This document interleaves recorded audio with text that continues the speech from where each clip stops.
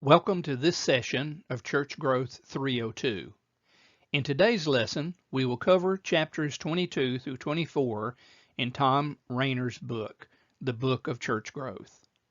The following three topics will command our attention as they relate to church growth. We will talk about evangelism, worship, and finding people or discovering prospects. Now, what should you expect to learn during our time in this lesson? Well, first, the meaning of the word paradigm.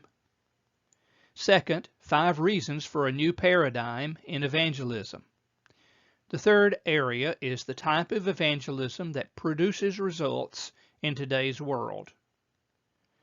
Next, we'll look at reasons the unchurched do not attend church services. We will also examine how worship services can be a church entry point, suggestions for change, and last, how to find prospects. As you can see, we have a lot of material to cover. Let's get started. The word paradigm was adopted from the philosophy of science and applied to the church growth movement by C. Peter Wagner. A paradigm is the way that we view things, or our model for the world. It is our view of the world. As a young pastor, I often made cold call evangelism part of my weekly routine. That paradigm has shifted with the changing culture. This method has largely been replaced with tools like Bill Fay's Share Jesus Without Fear, Evangelism Explosion. It was the brainchild of D. James Kennedy. Jimmy Scoggins produced the excellent tool entitled The 3 Circles. Other tools include one-verse evangelism, faith, continuing witness training, servant evangelism, or Ray Comfort's The Way of the Master. All these tools or programs have shifted from my earlier paradigm of door-to-door evangelism. A paradigm shift in evangelism has indeed occurred. A paradigm shift or worldview change has occurred in the church. We no longer live in the 1960s or 70s, 80s or 90s. We cannot operate our churches as we once did. Since the heart of church growth is disciple making, evangelism that does not produce disciples is not what Jesus had in mind in the Great Commission. Now let's look at some reasons for the new evangelism paradigm. First, the new pagans. These contemporary pagans know little about the Bible in terms of its content and stories. They do not know the Christianese spoken in churches. The language of Zion is not understood by most Americans today. James Ingalls of Wheaton College developed a linear scale to measure progress in the readiness of individuals to respond to the gospel. I will mention this here and then present a narrated PowerPoint on this subject later. Vanishing time is another reason for the new paradigm. It seems as if our time is so precious to us. It's closely guarded, and we jealously protect it today. Therefore, walk-up or cold turkey evangelism is not as productive as it once was. Third, unmet needs. The need for the Savior is great, but temporal needs gain the attention of the modern person. Advertisers tell us any problem we have can be solved in 30 seconds. Then the breakup of relationships. Americans are intensely lonely, yet our lifestyles discourage lasting, life-changing relationships. And then last, a lack of relevancy. Most churches seem irrelevant to most in our culture. Some worship services are boring and do not reflect the world in which most people live. It's seen in our music, language, dress, and in our speech. Evangelism, which results in real church growth, will change in today's church. A change is not what we really want in most cases. Most people will say, I don't mind change, I just don't want to be changed. The way we've always done it seems to be the standard that most people seek. But changes may be necessary in our church to make it more effective in reaching people. For example, small groups may be an area where change is necessary in your church. Why? Well, relationships can be fostered best in small groups. Those churches that proceed deliberately and enthusiastically in this area will undoubtedly see the greatest evangelistic harvest in the years ahead. Second, your schedule or mine. The church that can adjust the times and days of worship and other activities to meet the schedule of those that we want to reach will potentially grow. Third, ministry that is meaningful. People want to be involved in something that matters.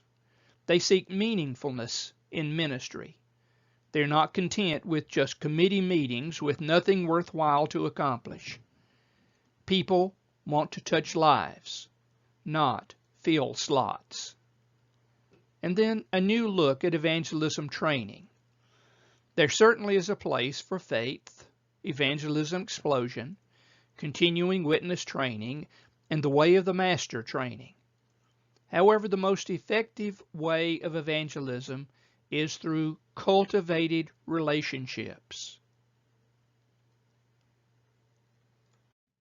The material in this slide contains information on worship found in chapter 23 of Rayner's book.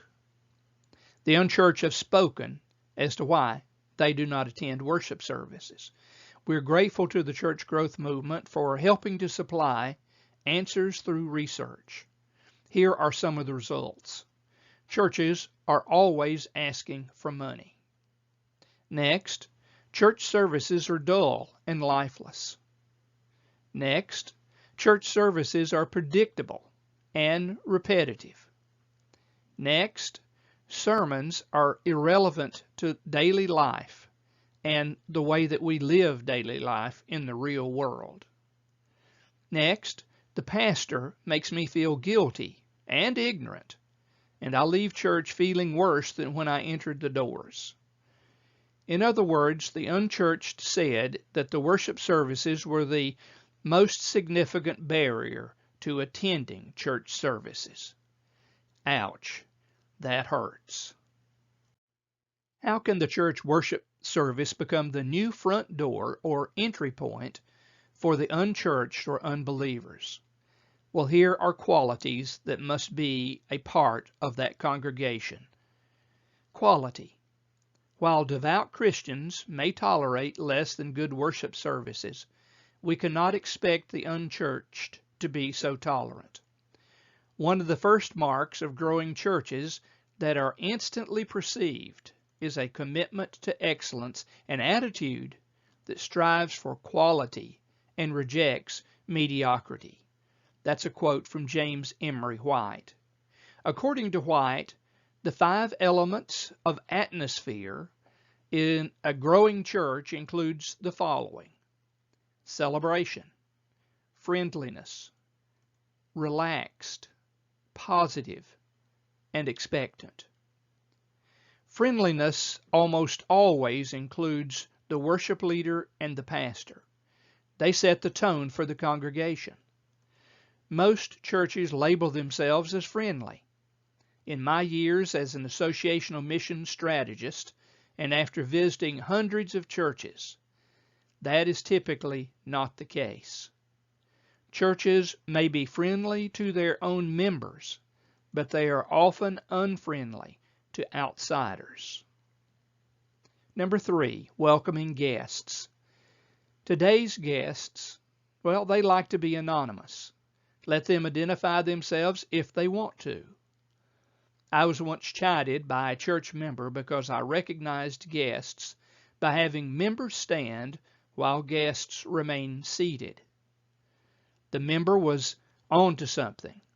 when he criticized me, he really was encouraging me to move forward in my thinking, to allow guests to be in control of how or if they would be pointed out as a visitor. Number 4, music. Music wars are frequent in our day. Battles over music may be the most serious controversy in today's church. James Emery White notes 4 major trends in worship music in our worship services. It is contemporary and upbeat. It is of the highest quality. There's a lot of it. And it is led and presented in innovative ways. Number 5, variety and scheduling. Number 6, sermons. James White writes that growing churches have 7 characteristics of the preaching style. First, the preacher targets a group in his sermon. Whoever is in attendance is targeted, such as, if it's predominantly a baby boom congregation, then the message is addressed to him, that group. Senior adults, the same thing. Young married couples, the same thing. A second quality he mentioned is all sermons must be biblical. Number 3, the sermon must be practical. Number 4, the sermon must be relevant. Number 5, sermons must be interesting and even entertaining, he suggests. Number 6, due to the biblical illiteracy of most people, the sermon must be simple. And then number 7, they should be positive and the sermon encouraging. Then number 7, there has been a drastic decline in revivals over the years. Revivals sometimes would last for a month in previous decades. The last revival services that I have been personally involved with have lasted 3 or 4 days. And in the association that I retired from in Kentucky, I was not asked to speak in more than 2 or 3 revival services in a period of 4 or 5 years. There's a decline of revivals. Now, how can we make transitions easier? We have to proceed deliberately. Change that comes too fast can be disastrous for the congregation and the leaders.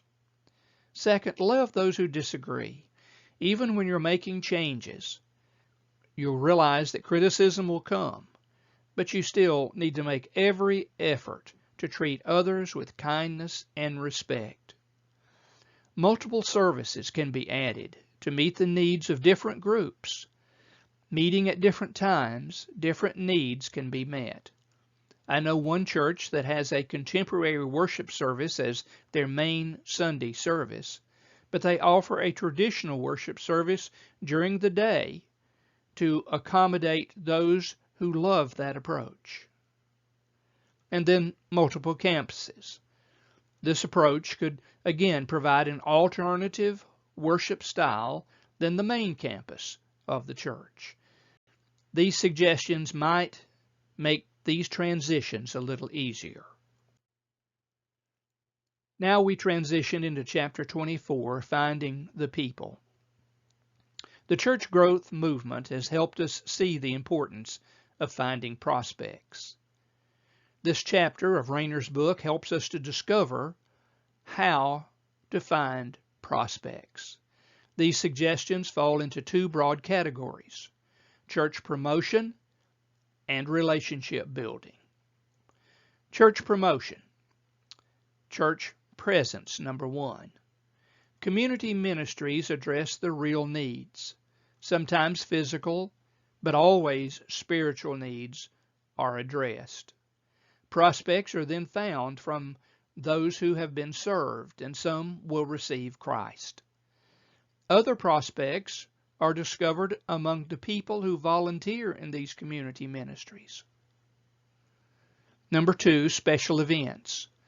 Follow-up is essential with special events. If you have an outreach event targeted for the Halloween season, then be sure to follow up with all of those that register and that participate. If you don't, the results will never be conserved. Marketing.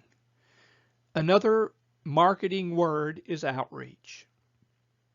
Examples are home visitation, church signs, newspaper ads, personal invitations, and programs that meet needs. New residents. A newcomers list can be obtained in most communities at a modest cost. Number 5, surveys. This is done best when you use it to discover community needs your church is committing to meeting. Building relationships. It's extremely important. Lifestyle evangelism. This is not a quick way to locate prospects, but can result in more prospects over the long haul, which are more quickly assimilated and produce church members. Rayner says, and I quote, "When we speak of lifestyle evangelism, we refer to a life that is growing and maturing in Christ while letting the words and deeds of that life draw others to Jesus Christ." Kirk Hadaway notes 4 critical factors in infusing the church with an evangelistic lifestyle. He mentions these emphasize the eternal importance of evangelism. Evangelism training must be an ongoing ministry of the church. Number 2. Number 3, churches must have something worthwhile for the guests finally coming to our church. And then, number 4, encourage new believers to share their newfound faith. Number 7, small groups. As a reminder of the need for a small group to teach and to reach other people, the author described the use of a vacant chair. This vacancy reminds the participants that each of them has a responsibility to bring others to that small group, and thus it can grow in ministry and in encouragement. This ends today's lesson on evangelism, worship, and finding people. I wish you a blessed day.